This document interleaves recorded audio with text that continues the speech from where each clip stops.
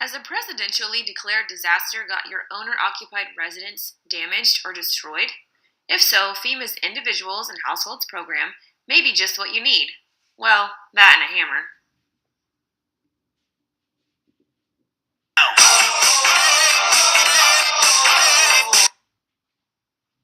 Not that hammer. After a major disaster declaration, FEMA can provide 3 types of assistance. One of these is individual assistance, providing help to individuals and families. The principal individual assistance program is the Individuals and Households program, known as IHP, that was authorized under the Stafford Disaster Relief and Emergency Assistance Act that we learned about in Week 2.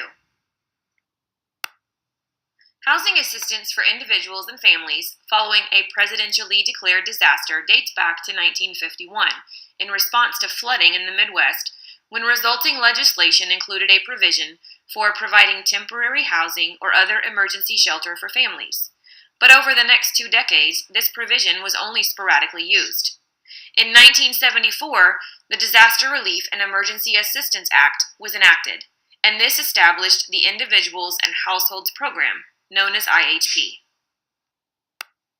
The purpose of IHP is to provide financial and direct services to eligible individuals and households who have uninsured or underinsured necessary expenses and serious needs. IHP is not a substitute for existing insurance and cannot compensate for all losses caused by a disaster. It's intended to meet the survivor's basic needs and supplement disaster recovery efforts. In order to be eligible for IHP, the applicant's necessary expenses and serious needs must be a direct result of a declared disaster, and their insurance or other forms of disaster assistance cannot meet their disaster-caused needs. Funds to assist a household are currently capped at $33,000. This amount is adjusted annually according to the Consumer Price Index. IHP has 2 broad categories. One is housing assistance and the other is other needs assistance, also known as ONA. One type of housing assistance is monetary assistance, to rent alternative housing, or money for reimbursement for hotels or other short-term lodging. This also includes utility costs. Another type is direct assistance, which provides temporary housing units purchased or leased by the federal government. It's for when survivors are unable to use rental assistance due to lack of available housing resources. This is not counted towards the IHP maximum.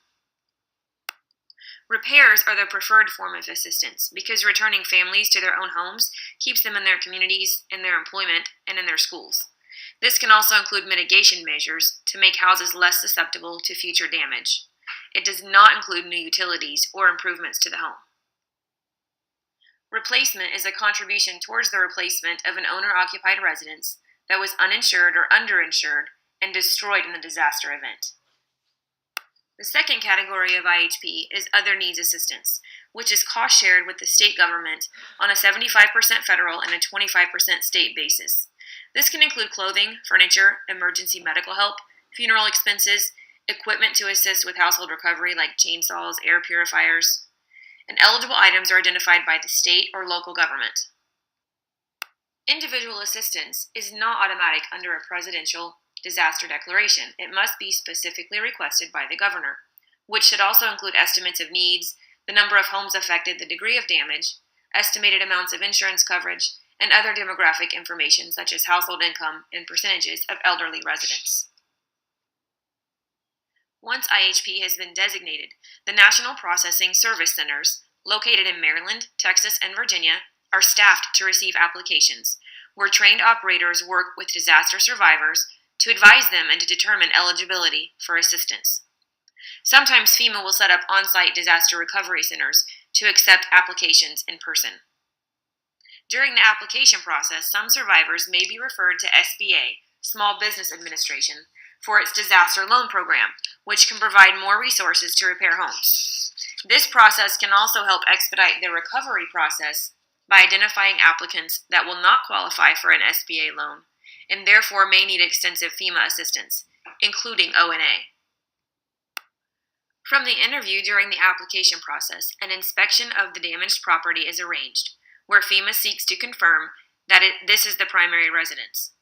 FEMA has contracts with inspection companies that allow them, in most instances, to rapidly perform inspections, verify insurance information, and with more specificity determine the O&A requirements for a given household.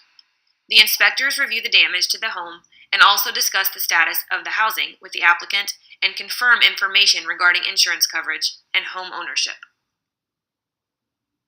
As mentioned earlier, financial assistance is limited to an annually adjusted amount based on the Department of Labor Consumer Price Index.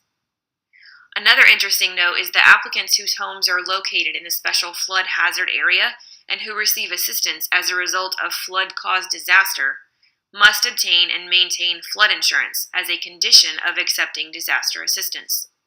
Also, assistance is limited to 18 months following the disaster declaration, but may be extended if needed. IHP is there for those without the resources to pursue insurance coverage or other preparedness tools, but for individuals and families who can take a role in their own recovery, insurance and mitigation would reduce the need of the individuals and households program and would result in safer and more resilient communities when disaster strikes.